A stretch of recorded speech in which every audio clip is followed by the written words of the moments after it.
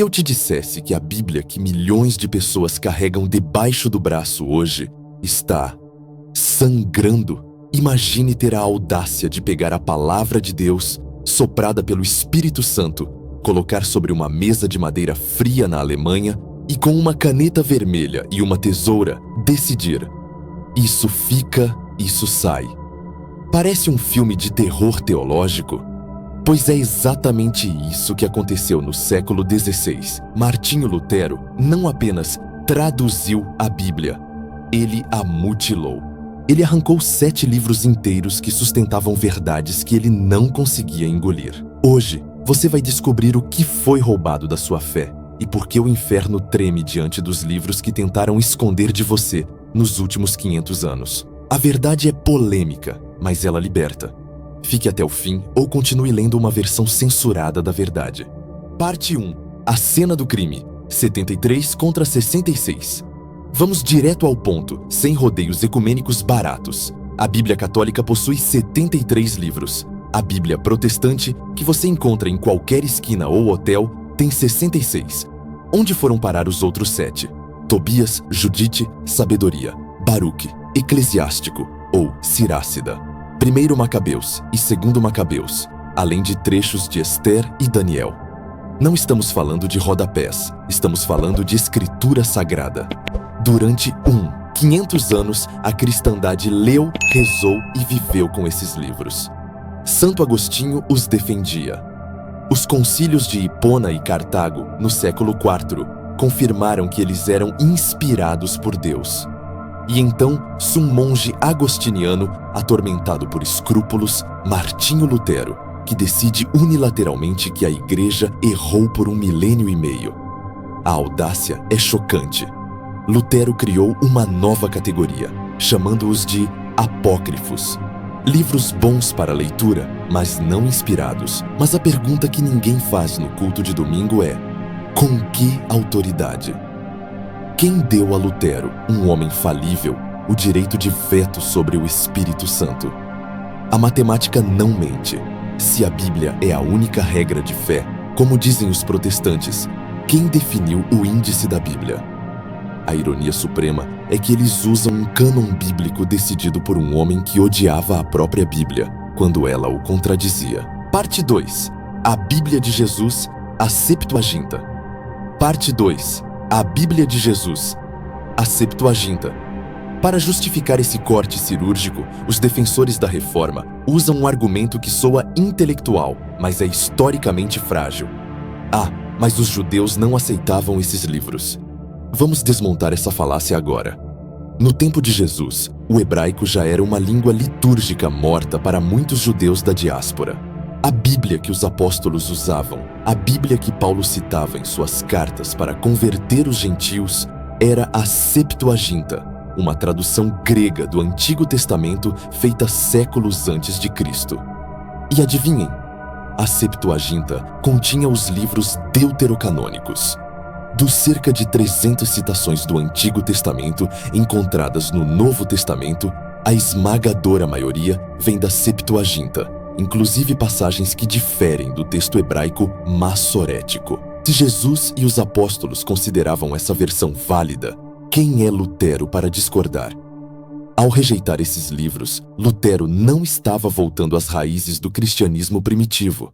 Ele estava se alinhando com o judaísmo farisaico pós-cristão, que rejeitou esses livros justamente porque os cristãos os usavam para provar que Jesus era o Messias. Uma traição histórica.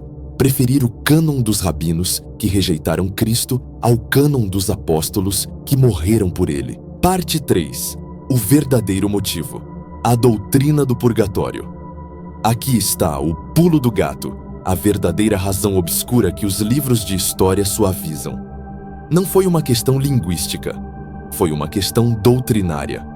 Lutero desenvolveu a teoria da sola fide, a salvação somente pela fé, sem necessidade de obras. Mas havia uma pedra no sapato dele, o segundo livro de Macabeus, capítulo 12. Lá está escrito com todas as letras que Judas Macabeu mandou oferecer um sacrifício pelos mortos para que fossem livres dos seus pecados. Isso é a prova bíblica cabal do purgatório e da eficácia da oração pelos defuntos. Se a oração pelos mortos é bíblica, a teologia de Lutero desmorona. O que ele fez? Mudou a teologia? Não. Ele removeu a prova. É como um criminoso que queima as evidências antes do julgamento. Ele chamou o livro de Macabeus de lixo judaico. Ele não buscava a verdade das escrituras. Ele buscava uma escritura que se adequasse à sua verdade pessoal. É a soberba intelectual elevada ao grau máximo. Ao tirar Macabeus, ele tirou o consolo de milhões de mães que rezam por seus filhos falecidos. Ele esvaziou o céu para encher o próprio ego. Parte 4.